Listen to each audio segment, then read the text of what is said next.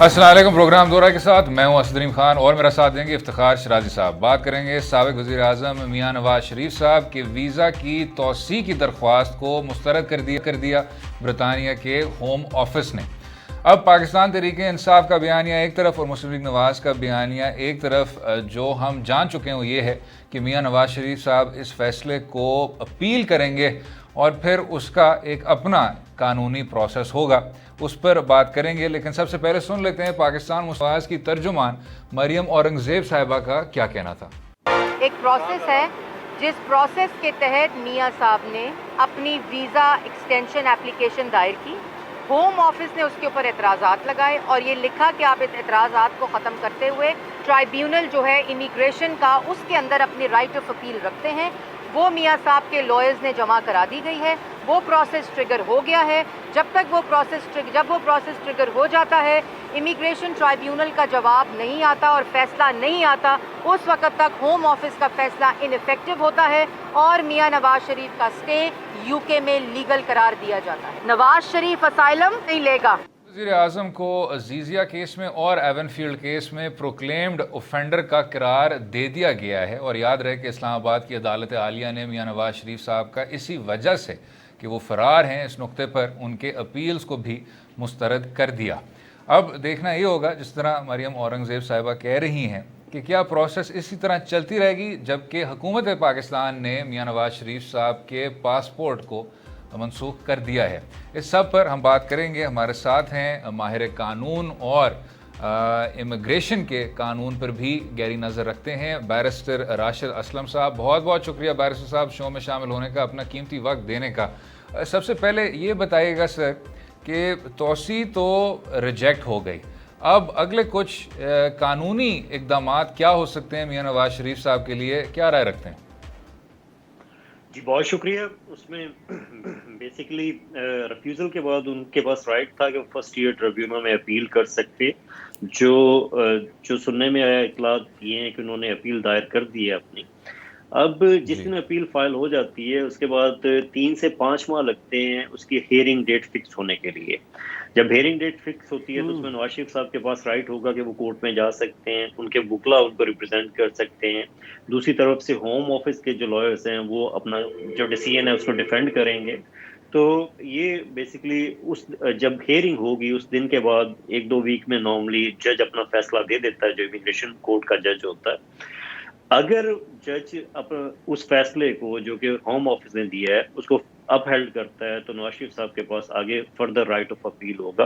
वो उसी कोर्ट में फर्दर परमिशन के लिए अप्लाई कर सकते हैं। अगर वहाँ से भी रिफ्यूज़ हो तो अपर ट्रिब्यूनल जो कि हाई कोर्ट के बराबर होता है वहाँ पे वो अपील फाइल कर सकते हैं। अगर वहाँ से भी रिफ्यूज़ हो, परमिशन टू अपील हो, तो कोर्ट ऑफ अपील में जा सकते हैं। ये इसका प्रोसीजर होगा। इसका दौरानिया ऑलमोस्ट आप कह लें 8 माह से 1 साल इजीली लग जाता है। कई दफ़ा कोविड की वजह से या कोर्ट बिजी होने की वजह से इससे ज़्यादा भी टाइम लग जाता है। अब इस पूरे प्रोसेस में जो सबसे अहम चीज़ है कि जब डॉक्यूमेंट्री एविडेंस यहाँ पे जमा करवाई गई तो यहाँ पे आर्टिकल 8 और article 3 of European convention of human rights के अंडर ये एप्लीकेशन दी जाती है। इसमें आप मेडिकल ग्राउंड्स ले सकते हैं कि अगर मुझे पाकिस्तान जाना पड़ता है तो उसकी वजह से मेरी सेहत ख़राब हो सकती है, वहाँ पे सहूलियात उस किस्म की सेम सहूलियात नहीं मिल सकती, या अगर सहूलियात हैं तो वो उस काबिल नहीं है और मेरी जान जो है मेरी उम्र उस हवाले से कम हो सकती है। तो ये सारे पॉइंट लेके मेडिकल की बेस पे एप्लीकेशन की जा सकती है। अब जब एप्लीकेशन की जाती है, जब इन्होंने एप्लीकेशन की, जी प्लीज़। जी राशिद साहब, इनफैक्ट हम पूछना ये भी चाह रहे हैं कि माजी में भी कोई ऐसी नज़ीर मिलती है कि जिसमें होम ऑफिस ने किसी की दरख्वास्त को रिजेक्ट किया हो लेकिन फिर अदालतों ने उन्हें सहूलत दी हो और फिर उनका स्टे वहाँ पे प्रोलॉन्ग हो गया हो। और दूसरा ये भी हम जानना चाह रहे हैं, आप लंदन में हैं, कि वो क्या बुनियाद बनी जिसकी बुनियाद पे हम ये सुनने को मिल रहा है या बताया गया है कि होम ऑफिस ने उनकी जो मज़ीद वहाँ क़याम की दरख्वास्त उसको मुस्तरद कर दिया है। गोया कि होम ऑफिस को ऐसा क्या लगा कि अब उनको यहाँ पे नहीं रहना चाहिए, अपने वतन वापस जाना चाहिए या कहीं और चले जाना चाहिए? अच्छा, उसमें बेसिकली जब होम ऑफिस के पास कोई इस किस्म की एप्लीकेशन जाती है तो सब्सटेंशियल एविडेंस उसके साथ जमा करवाई जाती है। उसमें सबसे अहम चीज़ डॉक्टर की रिपोर्ट होती है, वो तफसीली रिपोर्ट होती है। वो डॉक्टर की रिपोर्ट आम डॉक्टर की रिपोर्ट नहीं हो सकती, वो जो जनरल मेडिकल प्रैक्टिशनर यहाँ पे होता है, जो रेगुलेटेड बाय जीएमसी होता है, वही रिपोर्ट दे सकता है। वो अपने लेटर हेड पे रिपोर्ट देता है, जो एक नॉर्मल प्रोसीजर है, और वो उसकी फोटोकॉपी जमा नहीं करवाई जा सकती। वो 3 माह के अंदर की रिपोर्ट होनी चाहिए। उसके अलावा उसमें इलनेस अपनी डिटेल जो है, डॉक्टर अपनी जो नवाज शरीफ साहब की इलनेस है उसको उम्मीद है कि उन्होंने दर्ज किया होगा, पूरी तफसीलात बताई होंगी। उसमें जो फिजिकल मुआयना किया गया है उनका, उसके हवाले से भी पूरा बताया होगा। अब मुझे जो लगता है कि शायद होम ऑफिस के लिए वो सब्सटेंशियल एविडेंस नहीं थी। अब होम ऑफिस का यहाँ पे जो तरीकाकार है कि अगर सब्सटेंशियल एविडेंस ना हो तो जो केस वर्कर यहाँ पे होता है होम ऑफिस का, वो नॉर्मली 28 डेज और देता है कि जी आप ये एविडेंस जो है ये सब्सटेंशियल नहीं है, या मैं इस पे यकीन नहीं करता तो मुझे फर्दर एविडेंस दें। बाज जो मेरे एक्सपीरियंस में है कि नॉर्मली वो मांग लेते हैं। और जब उस बेस पे आप एविडेंस जमा ना करवा सकें, या अगर आप जमा करवाते हैं तो उस पर भी होम ऑफिस एग्री नहीं होता या सेटिस्फाई नहीं होता, तो वो आपका केस रिफ्यूज कर देते हैं, आपकी एक्सटेंशन की एप्लीकेशन रिफ्यूज कर देते हैं। अब इस हवाले से थ्रेशोल्ड थोड़ा सा हाई है आर्टिकल 3 का और आर्टिकल 8 का। अब उसमें स्टेप्स भी हैं होम ऑफिस ने बनाए हुए हैं कि वो किस हद तक इसमें चेक करते हैं। सबसे पहले तो वो ये चेक करते हैं कि इलनेस किस किस्म की है और उसके क्या असरात हो सकते हैं। और अगर वो फिर पाकिस्तान की जो रिपोर्ट उनके पास पूरी होती है कि वहाँ पे मेडिकल की क्या फैसिलिटीज इस वक्त अवेलेबल हैं, कितने हॉस्पिटल हैं, किस किस हॉस्पिटल में इस बीमारी का स्पेसिफिकली इलाज किया जाता है, तो ये सारी चीज़ों को देख के होम ऑफिस अपने फिर पॉइंट्स ऑफ रिफ्यूजल देता है। नॉर्मली जब रिफ्यूजल आता है आपके सामने, तो जो मेरा एक्सपीरियंस है वो बिटवीन 15 पेजेस टू 20 पेजेस होता है। तो उसमें डिटेल से होम ऑफिस ने अपना एक एक पॉइंट बताया होता है कि हमने आपकी एविडेंस देखी है, हमें उस पर ये एतराज़ है, हमने आपकी कंट्री रिपोर्ट देखी है, वहाँ पे इलाज की सहूलियात मैसर हैं, और सारे जो पॉइंट्स हैं वो उसमें दर्ज किए जाते हैं।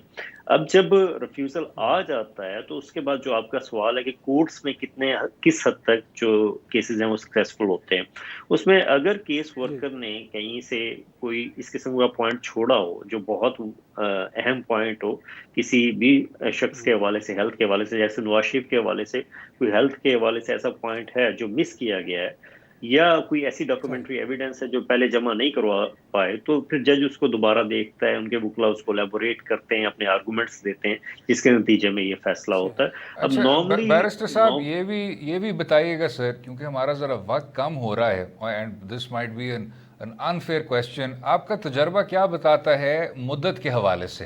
ये किस तरह, ये कितना आपको ये टाइम फ्रेम लग रहा है? कुछ वकला का कहना है कि ये 9 से 12 माह लग सकते हैं, 20 माह लग सकते हैं। What time frame are we looking at sir? देखिए, जो अपील राइट्स एग्जॉस्ट होने में इन टोटल 12 माह लग जाते हैं। पहली हियरिंग आने में 3 से 5 माह है, उसके बाद फिर आप 4 to 6 वीक दूसरी जो परमिशन टू अपील है उसकी, उसके बाद थर्ड पे अगर आपकी अपील दोबारा सुनने का इम्कान हो तो 3 माह में वो लग जाती है। टोटल 12 माह इसको लगते हैं। आगे अगर आप उसको कोर्ट ऑफ अपील में आपके पास परमिशन हो, जो यहाँ का सुप्रीम कोर्ट भी है, वहां पे अगर आपने इस अपील को फाइल करना हो तो फिर ज्यादा टाइम लगता है। तो नॉर्मली ये इस किस्म के केसेस अपर ट्रिब्यूनल में जाके खत्म हो जाते हैं, बहुत आगे नहीं जाते। कुछ केसेस हैं जो आगे कोर्ट ऑफ अपील तक जाते हैं। लेकिन राशिद साहब ये भी जानना चाहेंगे कि क्या अगर वो मेडिकल ग्राउंड्स के ऊपर बरतानवी अदालतों को भी मुतमईन नहीं कर पाते, तो क्या फिर ह्यूमन ग्राउंड्स के ऊपर वो ये कह सकते हैं कि अगर वो पाकिस्तान वापस जाएं तो सियासी बुनियादों पे उनकी जान को ख़तरा है, लिहाजा उनको यहाँ रहने की इजाज़त दी जाए? तो क्या ये ग्राउंड्स वैलिड होंगी और इनको माना जाएगा और फिर इस बुनियाद पर उनको वहाँ क़याम में तोसी दी जा सकती है? देखिए, वो एक टोटली डिफरेंट रूट है। उसमें आप अजाइलम क्लेम करते हैं, आप बताते हैं कि मुझे पॉलिटिकल विक्टिमाइजेशन का खतरा है। बिल्कुल उनके पास ये ऑप्शन मौजूद है कि वो पॉलिटिकल विक्टिमाइजेशन के हवाले से या कोई और ऐसे इशू हैं जिसमें प्रोसीडिंग्स उनके खिलाफ हुई हैं, उसको लेके असाइलम क्लेम कर सकते हैं। लेकिन उसमें उनका केस बहुत ज़्यादा स्ट्रॉन्ग इस हवाले से नहीं होगा कि जब वो यहाँ पे आए थे तो होम ऑफिस नॉर्मली प्रेफर करता है कि जैसे ही आप यहाँ पे एंटर होते हैं एट पोर्ट ऑफ एंट्री या जो भी आपके पास फर्स्ट चांस मिलता है अपना असाइलम क्लेम करने का, आप उसमें करें।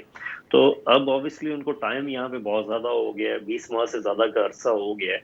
तो इस हवाले से अगर वो असाइलम के रूट पे जाते हैं तो वो थोड़ा सा उनके लिए कमज़ोर रूट होगा। और आज जिस तरह आप अभी आपने वीडियो भी मरियम औरंगजेब साहबा की बताई जी कि जी वो असाइलम कभी भी क्लेम नहीं करना चाहते, तो मेरा ख्याल है कि वो असाइलम नहीं क्लेम करेंगे। इसी रूट बिल्कुल पे जो ठीक, मेडिकल रूट है उसी पे मुझे ये लगता है कि जी परसू करेंगे बताएं। इस एप्लीकेशन को। बिल्कुल ठीक। बैरिस्टर राशिद असलम साहब, बहुत बहुत शुक्रिया इतनी कॉम्प्रहेंसिव तरह से हम सब को आगाह करना कि कानूनी तरीक़ाकार क्या होगा और अगले बात क्या हो सकते हैं। वक्फा लेंगे और वक्फे के बाद बात करेंगे पाकिस्तान मुस्लिम लीग नवाज़ बहैसियत एक जमात अब किस बयानिया की तरफ हाथ बढ़ाएगी और जो आपस में दरारें पड़ रही हैं उस हवाले से बात करेंगे। स्टे विद अस।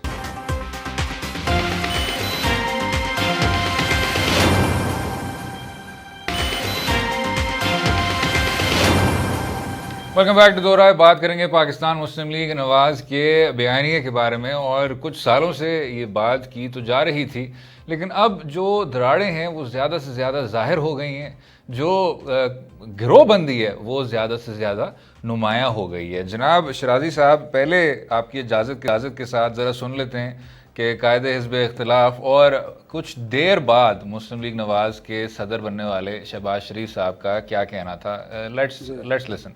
अगर 2018 के इलेक्शन से पहले हमारी अगर इज्तमाही मशावरत के साथ अगर हम स्ट्रेटजी ठीक बनाते तो शायद 2018 के इलेक्शन के नतीजे में भी मियां नवाज शरीफ चौथी मरतबा वज़ीर आज़म बनते। ये मैं आज भी बिला खौफ तरदीद कह सकता हूँ ये बात। अब क्योंकि प्रोग्राम का नाम दो राय है तो हम ये चीज़ वाजे करते थे कि एक जानब पाकिस्तान तहरीक इंसाफ का नुमाइंदा, दूसरी जानब मुस्लिम लीग नवाज़ का नुमाइंदा। लेकिन क्योंकि PMLN में अब इतनी ज़्यादा आरा हैं कि अब हमें कुछ दूसरे डायरेक्शन में ज़रा सुनना होगा मुस्लिम लीग नवाज़ की नायब सदर का क्या कहना था। मरियम नवाज़ साहिबा का ज़रा सुन लेते। अगर मुज़ाहमत होगी तो मुफाहमत होगी। Power talks to power. Power जो है वो कमजोरी से बात नहीं करती। जहां आपने कमजोरी दिखाई वहां आपका दुश्मन आप पे अटैक करे। आपको अपना हक लड़के लेना पड़ता है, छीन के लेना पड़ता है। शराजी साहब, ये भी एक वॉर स्ट्रैटेजी होती है sir. Weakness is provocative. Maryam साहबा ये कह रही हैं कि देखें इक़्तिदार से बात करता है, लेकिन जब आप अपोजिशन में पहुंच गए हैं सर, और अब मियां नवाज शरीफ साहब उनके वीज़े की जो तोसी है वो भी मुस्तरद होती है, बहैसियत एक पाकिस्तानी दिल दुखता है कि अब आप इमिग्रेशन ट्रिब्यूनल्स के सामने जाएंगे और यहाँ भी ये एक बहुत ही एक्सटेंडेड लीगल प्रोसेस था, वहाँ अब आप एक एडमिनिस्ट्रेटिव / लीगल प्रोसेस में शामिल होने को जा रहे हैं। और आपने ये तक नहीं बताया, बल्कि आपसे ही ये ऑफ स्क्रीन बात हो रही थी कि आप क्यों तोसी चाहते हैं, आप क्यों अपील करने की कोशिश कर रहे हैं। एक बार फिर प्लेटलेट्स की डिस्कशन शुरू हो गई है। तो शराजी साहब, मैं जो आपसे पूछना चाह रहा हूँ सर, हम बयानिए पे आएंगे, बयानिए से पहले मैं आपसे ज़रा पूछना चाह रहा हूँ स्ट्रैटेजी क्या है। स्ट्रैटेजी यही है कि ये जो जंग है, नाम नहाद जंग जो जमहूरियत की है, मैं इसको नाम नहाद माजरत के साथ कहूँगा, क्योंकि अगर ये अवाम की जंग हो, ये जमहूर की जंग हो, तो जमहूर के दरमियान अवाम के दरमियान खड़े होकर लड़ी जाती है, वो बाहर बैठ के नहीं लड़ी जाती। दुनिया में कोई ऐसी आपने स्ट्रगल देखी है असद कि जो कहीं बैरून मुल्क हज़ारों मील दूर बैठ के की जाए? नहीं होता ऐसे। और अगर कुछ करते हुए कुछ रहनुमाओं ने की भी है तो अल्टीमेटली उनको अवाम के दरमियान आना पड़ा है, तब जाके उनको कामयाबी नसीब हुई हैं। तो ऐसा हरगिज़ नहीं है कि आप इस मुल्क के अवाम की जंग लड़ना चाहते हैं लेकिन आपने बैठना बाहर है, मैदान जंग में खड़ा नहीं होना। तो वही बात है आप कह रहे थे कि जो बुनियादी सवाल है कि 20 माह से ज़्यादा का वक्त उनको हो गया वहाँ पे क़याम किए हुए, और जब वो इस मुल्क से रवाना हो रहे थे तो उस वक्त अदालतों में भी यही कहा जा रहा था कि अगले 48 घंटों की ज़मानत नहीं दी जा सकती, और अदालतें भी हुकूमत वक्त से पूछ रही थी कि अगले 48 घंटों में अगर उनको खुदा न खास्ता कुछ हो जाता है और वो इर्रिपेरेबल हो गया कि उनकी मौत हो जाती है तो कौन ज़िम्मेदार होगा, किस पे रिस्पॉन्सिबिलिटी फ़िक्स की जाएगी। लेकिन 20 माह के वक्त के दौरान वो एक बार भी किसी डॉक्टर के पास नहीं गए, और उन्होंने कोई इतनी अपनी कोई वहाँ पे ट्रीटमेंट नहीं कराई। और अब भी अगर उनकी दरख्वास्त वहाँ पे मुस्तरद हुई, और जैसे आप राशिद साहब हमें बता रहे थे, वो वहाँ पे लीगल एक्सपर्ट्स हैं और इन सारे मामलात को देखते हैं, कि अगर होम ऑफिस ने उनकी दरख्वास्त रिजेक्ट की है तो कम अज़ कम उनके ख्याल में कोई 20 सफ़हात होंगे जिनके ऊपर उन्होंने वो वजूहात बयान की होंगी कि आपकी तरफ से जो फराहम करदा मालूमात हैं या एविडेंस हैं या जो सर्टिफिकेट्स हैं, जो डॉक्टर के नुस्खे हैं, वो काबिल एतबार नहीं हैं। और वो ये भी फरमा रहे थे कि उसके बाद भी 28 दिन का वक्त और दिया जाता है कि अगर आप समझते हैं कि आप कुछ और प्रोड्यूस कर सकते हैं तो वो करें। तो ये सारा प्रोसेस मुकम्मल होने के बाद अगर उन्होंने कहा है कि आपकी फराहम करदा दस्तावेज़ात काबिल एतबार नहीं हैं, तो फिर इसका मतलब ये है कि जो बयानी आप यहाँ से लेके चले गए थे और जो वजूहात आप यहाँ बयान करके गए थे, वो बयानात वो वजूहात आप बरतानिया के अंदर अच्छा, अब मैं इसको आपको प्रॉब्लम नहीं है। मैं सिर्फ इसको जोड़ना चाह रहा हूँ, यहाँ मुस्लिम लीग नवाज़ की जो जमाती एक बयानिया है जिसमें एक तरफ शहबाज शरीफ साहब कह रहे हैं कि जी अगर हम इसको मुख्तलिफ तरह से करते तो मियाँ नवाज़ शरीफ साहब हमारे साथ होते, हमारे कायद रहते और जो सिलसिला था वो आगे बढ़ रहा होता। और दूसरी जानिब आपने सुन लिया, we don't need to repeat the same thing कि मुफाहमत बहुत कर ली, अगर करना है तो आगे बढ़कर करना है। किस तरह देखते हैं सर? मेरे ख्याल में एक तो पहले शहबाज शरीफ साहब की स्टेटमेंट पे आ जाते हैं, तो मैं समझता हूँ कि जो आप बार बार बात करते हैं और जो आपने मुझे क्यों निकाला का एक मंत्रा भी आपने अलापा था, तो आप तो उस वक्त फरमाते थे कि आप तो अवामी मैंडेट से आए हैं, आपको लोगों ने वोट दिए हैं और आप वोटों की ताकत से इक़्तिदार में आए हैं। लेकिन शहबाज शरीफ साहब की ये स्टेटमेंट तो बड़े खुल के बयान कर रही है कि बुनियादी तौर पे ख़ास अरेंजमेंट्स के ज़रिए मुस्लिम लीग नून इक़्तिदार में आती रही है माजी में भी, और अगर उनकी बात सुनी जाती तो वो अरेंजमेंट्स अब भी हो सकती थी। 2018 के इलेक्शन में भी उसी तरह की अरेंजमेंट्स की जा सकती थी, लेकिन क्योंकि मियाँ नवाज शरीफ साहब उनकी बात सुन नहीं रहे थे, उनके मशवरों पर अमल दरामद नहीं कर रहे थे, उनको कुछ ज़्यादा वेटेज नहीं दे रहे थे, रादर उन्होंने मुज़ाहमत की राह अख्तियार की, तो फिर वो अरेंजमेंट्स नहीं हो पाई। तो मेरे भाई पहले तो पूरा सच बोलें कि इससे पहले भी जब इक़्तिदार में आप आए हैं तो आप चोर रास्ते से आए हैं, अब अवामी ताकत से नहीं आए। क्योंकि अगर आप इतने यकीन से आज हमें कह रहे हैं, अगर देखा जाए तो 2018 के इलेक्शन के अंदर अवामी मैंडेट तो फिर तहरीक इंसाफ को मिला, तो आप किस यकीन के साथ ये बात कर सकते हैं, ये कह सकते हैं कि अगर उनकी बात सुनी जाती, ब्रॉडर मुशावरत होती तो फिर आप इक़्तिदार में आते? भाई कैसे आते आप? इसका मतलब है कि आप किसी और अरेंजमेंट्स में जाने की कोशिश कर रहे थे, लेकिन उन अरेंजमेंट्स को मियाँ नवाज शरीफ ने आपने कबूल नहीं किया, तो फिर अल्टीमेटली आपको इक़्तिदार से बाहर होना पड़ा। तो फिर मेरे भाई सीधी बात करें कि आप लोगों के वोटों से नहीं, किसी और अरेंजमेंट के ज़रिए आप इक़्तिदार में आते हैं, और फिर जब इक़्तिदार में आ जाते हैं तो फिर आप इदारों के साथ लड़ाई लड़ना शुरू कर देते हैं। जनाब इसमें जो शाहिद खकान अब्बासी साहब कहते हैं, वो कहते हैं कि जी ठीक है, जो था हो गया, बात ख़त्म करें, आगे बढ़ें, नया दिन है, नई जमहूरियत है, हम सिर्फ चाहते हैं कि इंतखाबात गैर जमहूरी क़ुव्वतों से महफूज हों, पाक हों, और अगर आप हमें एक आज़ादाना और मुनसफ़ाना इलेक्टोरल प्रोसेस के ज़रिए उसमें शिरकत करने दें हमें, तो हम ही कामयाब होंगे और हम ही इक़्तिदार में आएंगे। तो क्या ये एक थर्ड वे तस्वर की जा सकती है शराजी साहब? नहीं, मेरा ख़्याल में रास्ता तो अल्टीमेट यही है, लेकिन क्या सियासी जमातें जब इक़्तिदार में होती हैं तो इस मसले को हल करने के लिए संजीदा कोशिशें करती हैं? हम बार बार असद यही सवाल करते हैं ना, इस एहतसाब के निज़ाम की हम बात करते हैं, तो जब इक़्तिदार में आप होते हैं तो आपको ये कोई बहुत बुरा कानून नहीं लगता, उस कुर्सी पे बैठा शख्स भी आपको बुरा नहीं लगता, लेकिन जब आप अपोजिशन में चले जाते हैं और कहीं ना कहीं आपको लगता है कि आपके माजी के कंडक्ट को क्वेश्चन किया जा रहा है, तो फिर आपको लगता है कि ये तो किसी डिक्टेटर का दिया हुआ कानून था, ये तो विक्टिमाइजेशन के लिए दायरा इस्तेमाल हो रहा है। तो भाई मेरे, जब इक़्तिदार में आप बैठे होते हैं तो वो वक्त होता है कि जब आपने चीज़ों को एड्रेस करना होता है।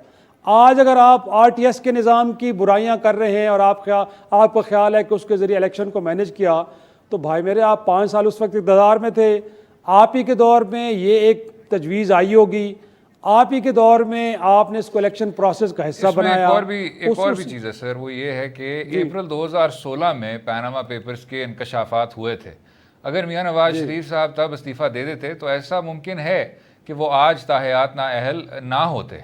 ऐसा मुमकिन ये भी है सर कि अगर आप वो तकरीर ना करते पार्लियामान में कि ये हैं वो ज़राए, ये हैं वो असासे जनाब स्पीकर जिनसे लंदन के फ्लैट्स को किया गया था, वो भी जुमला आपके सामने है, आप तब मुस्ताफ़ी हो जाते। उससे आगे बढ़कर सर आपके पास कुछ पिछली 2 दहाई थे कि आप आर्टिकल 62 और 63 में तरमीम ले आते, आपने वो तक नहीं किया। फिर जब JIT की रिपोर्ट आ गई, JIT रिपोर्ट के स्टेज पे भी मियां नवाज शरीफ साहब इस्तीफ़ा दे सकते थे या कोई और मैकेनिज्म के ज़रिए पार्टी को आगे बढ़ा सकते थे।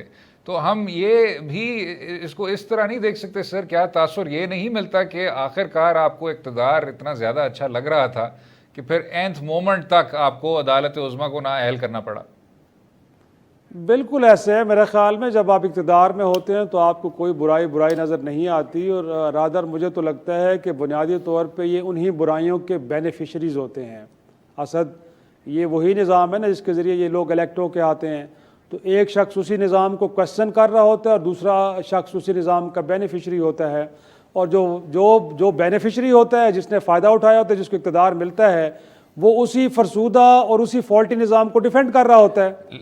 उसका ख्याल ये होता है कि सारा प्रोसेस बड़ा फेयर हुआ है। क्रिटिसिज्म शराजी साहब क्या पाकिस्तान तहरीक इंसाफ पे नहीं लागू होती? आपको याद होगा कि बिल्कुल होता है। ऑपोजिशन में वज़ीर आज़म इमरान खान साहब क्या कह रहे होते थे कि हमने ये सारा असगर खान केस खोलना है और हम इसकी तह तक पहुंचेंगे।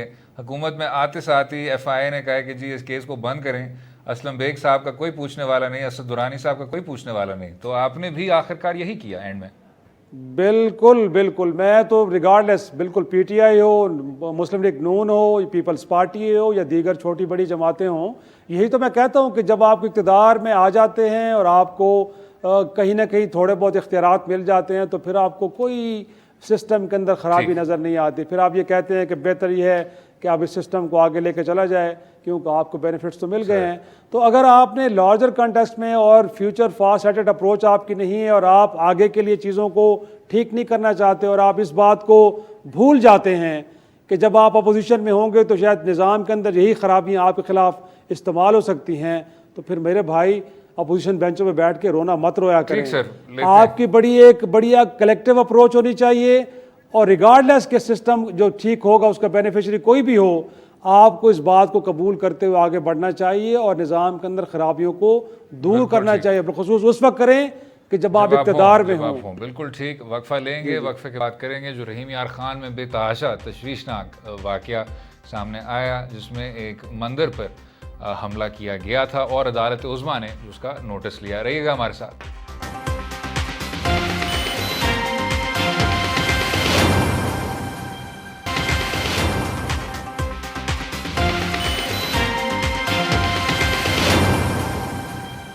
वेलकम बैक टू दोहरा। बात करेंगे रहीम यार खान में जो बेतहाशा तशवीशनाक वाक़या देखने को मिला जिसमें एक मंदिर पर हमला किया गया और उसके बाद अदालत उज़्मा ने उस पर नोटिस ले लिया।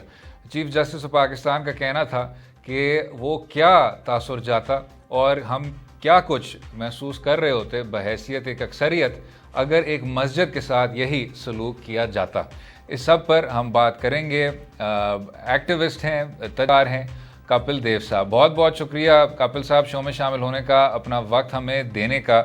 ये बताइएगा सर, आपके ये आरा से भी हम मुस्तफ़ीद होते रहते हैं इस प्रोग्राम पे। पहले भी आपसे ये डिस्कशन की थी कि 11 अगस्त कंस्टिट्यूएंट असम्बली से मुखातिब कायद आज़म मोहम्मद अली जिन्ना साहब ने कहा था कि ये एक आपको बुनियादी आज़ादी है, बेशक आप मंदिर जाएँ, मस्जिद जाएँ। क्या राय रखते हैं सर? और ये जो एक तवील फहरिस्त आपने अभी ट्वीट भी की जिसमें मंदिरों पे इस तरह के हमले किए जा रहे हैं, रियासत को क्या कुछ करना चाहिए, क्या राय रखते हैं? सर मेरे ख्याल में रियासत को ये बयानिया है जो जिस तरह हम पहले भी बात करते आ रहे कि ये एक इंक्लूसिव किस्म का बयानिया होना चाहिए।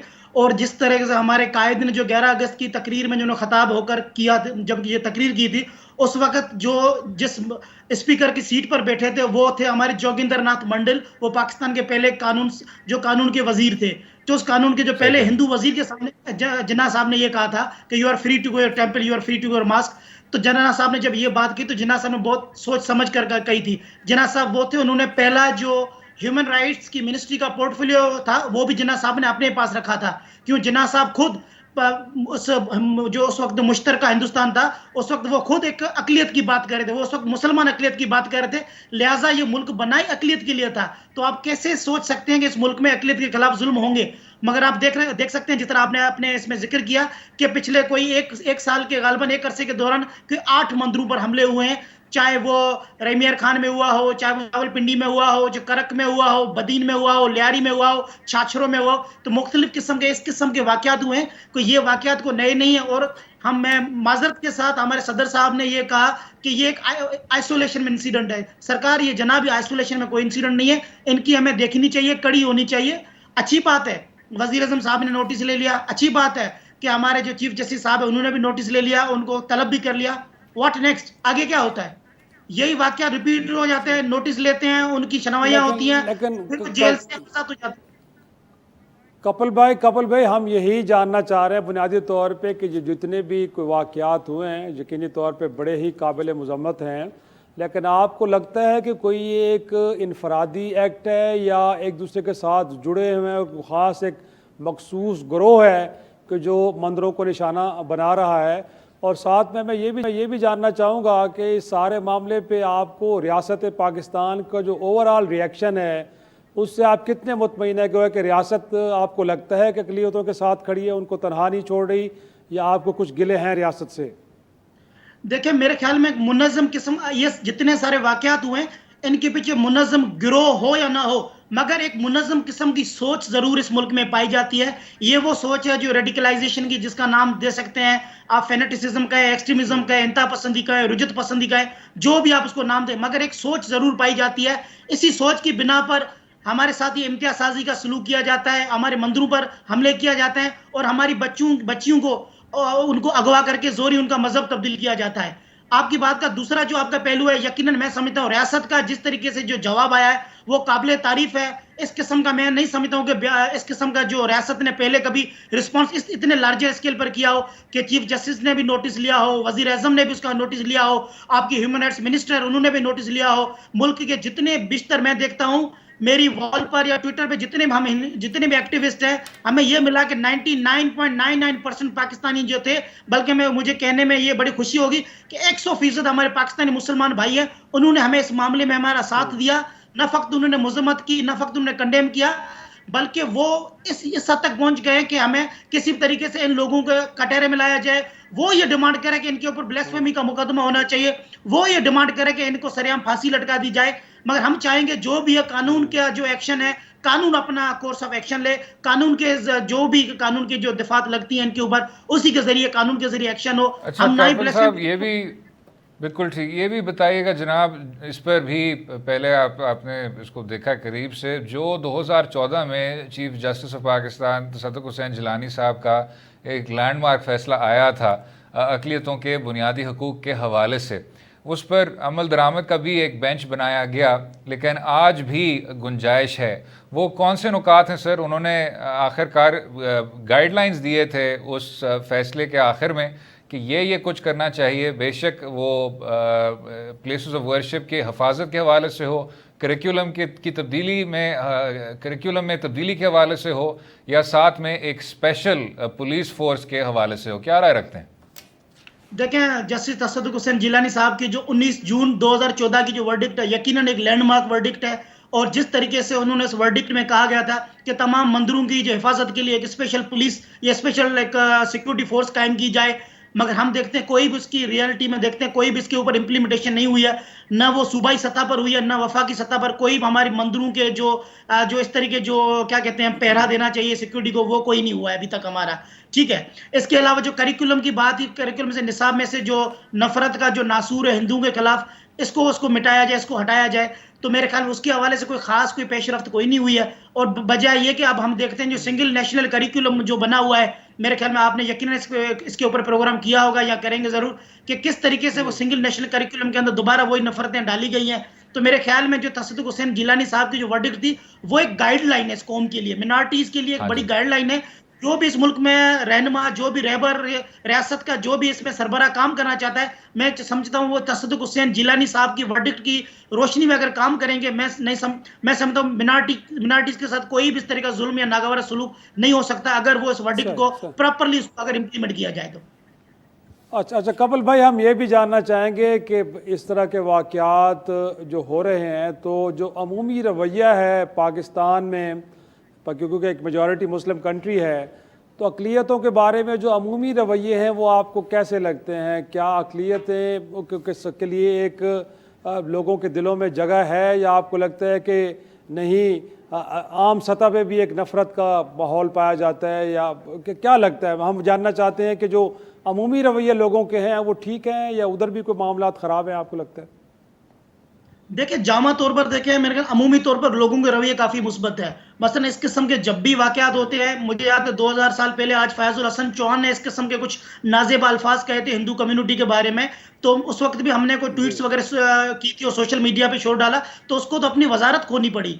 तो ये सब मुमकिन होता है जब आप जैसे मुसलमान भाई, हमारे जो सपोर्टर्स होते हैं, आप हमारे साथ हमारे आवाज का यकजा आवाज उठाते हैं, तब भी जाकर ये चीजें मुमकिन होती है।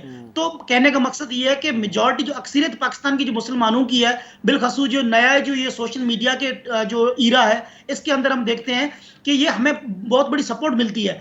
मगर ठीक है, ये भी नहीं कि हमको बहुत ज्यादा आइडियल सोसाइटी में नहीं रहते हैं, वाकयात होते रहते हैं इस किस्म के, रोजमर्रा की जिंदगी में लोगों के होते होंगे, मगर बड़े वाकयात में पाकिस्तानी कौम ने, पाकिस्तानी मुसलमान भाइयों बहनों ने हमारे हमेशा हमारे साबित कदमी के साथ हमारे साथ खड़े रहे हैं और हमेशा हमारी सपोर्ट की है। और यही वजह है कि प्राइम मिनिस्टर अगर आज नोटिस लेते हैं, चीफ जस्टिस अगर नोटिस लेते हैं, वो इसलिए लेते हैं क्योंकि वो मसला कौमी सतह पर आ चुका होता है। कौमी सतह पर ये हमारे जैसे उंगली पे गिने हुए को 10-15 एक्टिविस्ट नहीं करते हैं, ये लाखों की तादाद में पाकिस्तानी मुसलमान बहन भाई जब ये मसला उठाती हैं, जब ये हाईलाइट करते हैं, तभी जाकर इसके ऊपर एक्शन होते हैं। बिल्कुल ठीक। कपिल देव साहब, बहुत बहुत शुक्रिया शो में शामिल होने का, कीमती वक्त देने का, और क्योंकि उन्होंने याद दिलाया, एक बार फिर अब अफवाहें सामने आ रही हैं कि फयाजुल हसन चौहान साहब को शायद उसी वजारत के लिए रिकन्सिडर किया जा रहा है। जब इस तरह का माहौल पैदा हो जाता है तो इस तरह के इस्तीफ़ों को भी परमानेंट होना चाहिए, मुस्तकिल होना चाहिए, क्योंकि जो तासुर जाता है पाकिस्तान की अक़लियतों को वो बहुत ज़्यादा मनफी होता है। इसी पर वक्फ़ा लेंगे, वक्फ़े के बाद गुफ्तगू जारी रहेगी। स्टे विद अस।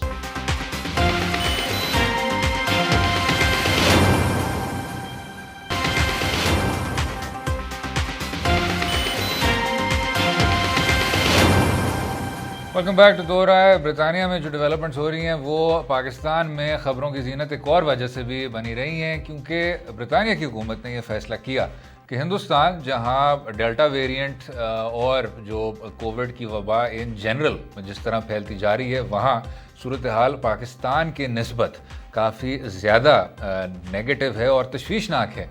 लेकिन उसके बावजूद ब्रितानिया ने जो अपनी ट्रैवल लिस्ट है उसमें हिंदुस्तान को रेड लिस्ट से हटा दिया, एम्बर लिस्ट पे मुंतकिल कर दिया, लेकिन पाकिस्तान वही का वही रेड लिस्ट पे मौजूद है। और उसी वजह से ब्रितानिया के पार्लियामान में जो उनके अपने अराकीन हैं, और कई अराकीन थे जिनमें नाज शाह साहिबा भी थीं, जिन्होंने भरपूर तनकीद की कंजर्वेटिव हुकूमत की कि ये रवैया ना सिर्फ बेदर्द है लेकिन साथ में कैलस भी है। जी शराजी साहब, क्या राय रखते हैं सर, ये तजाद क्यों? बस ये तजादात दुनिया के अंदर जितने भी मामलात हैं जिनमें यकीनी तौर पे मैं, आप और हमसे बड़े आला दिमाग लोग कहते हैं कि क्या होना चाहिए, बट चीज़ें उसके बरक्स होती हैं, बिल्कुल इस मामले में भी ऐसे ही है। हम कहते हैं ना कि दुनिया में जहाँ जहाँ भी इंसानी हकूक़ के बड़े संगीन मसाइल हैं और उन मसाइल को हल होना चाहिए, वो नहीं हो पाते। क्यों नहीं हो पाते? क्योंकि उन मसाइल के अंदर जो फ़रीक हैं वो बड़े तगड़े होते हैं, उनकी इकॉनमीज़ बहुत बड़ी होती हैं, आप उनको नाराज़ नहीं कर सकते। इसीलिए दुनिया के बड़े बड़े फोरम्स भी, वहाँ पे स्पीचेस ज़रूर होती हैं, वहाँ पे मामले को हाईलाइट ज़रूर किया जाता है, लेकिन उसके हल की तरफ कोई नहीं बढ़ता। तो मैं समझता हूँ कि इस मामले में भी ऐसा है। हिंदुस्तान एक बहुत बड़ा मुल्क है, उसकी इकॉनमी बहुत बड़ी है, उसके साथ जो दुनिया के मफादात हैं पाकिस्तान के मुकाबले में कहीं ज़्यादा जुड़े हुए हैं। तो यकीनी तौर पे अगरचे वो डेल्टा वेरिएंट, जिसको भारतीय वेरिएंट भी कहा जाता है, जिसने जन्म उस खित्ते में लिया है, उस मुल्क के अंदर लिया है, और फिर उसने दुनिया भर के अंदर कोरोना की वबा को एक उसमें तेज़ी ले आया है। तो गोया उस मुल्क को तो आप उस रेड लिस्ट से निकाल रहे हैं, लेकिन उसके साथ जो दूसरा मुल्क है जो बहरहाल जहाँ पे उस वेरिएंट का जन्म भी नहीं हुआ और वो मुल्क कहीं इस वेरिएंट को फैलाने में मुलव्वस भी नहीं पाया गया, उसके लिए आपका पैमाना कुछ और है। तो मैं समझता हूँ कि इसमें यकीनी तौर पे हिंदुस्तान की बड़ी मईशत, हिंदुस्तान की दुनिया के लिए जो रेलेवेंस है, उसने काम कर दिखाया है कि तमाम कुछ ख़राबियाँ मौजूद होने के बावजूद भी उनको सरफ़ नज़र किया गया है।